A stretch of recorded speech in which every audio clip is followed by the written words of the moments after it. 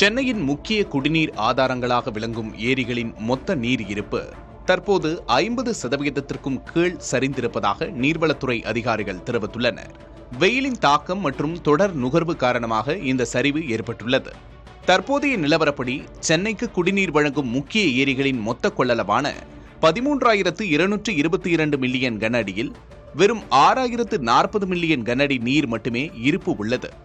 குறிப்பாக செம்பரம்பாக்கத்தில் 2,451 மில்லியன் கன அடியும், புழல் ஏரியில் 1,685 மில்லியன் கன அடியும், பூண்டியில் 996 மில்லியன் கன அடியும் மட்டுமே நீர் உள்ளது.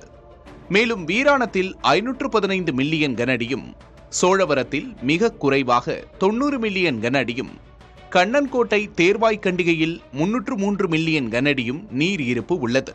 இந்த நீர் இருப்பு மாநகரத்தின் அடுத்த 5 மாத கால தேவையை மட்டுமே பூர்த்தி செய்யக்கூடியது என்பதால் வடகிழக்கு பருவமழை தொடங்கும் வரையிலான காலத்தை கருத்தில் கொண்டு குடிநீர் விநியோகத்தை முறைப்படுத்த அதிகாரிகள் ஆலோசித்து வருகின்றனர். பொதுமக்கள் தண்ணீரை சிக்கனமாக பயன்படுத்துமாறு அதிகாரிகள் கேட்டுக் கொண்டுள்ளனர்.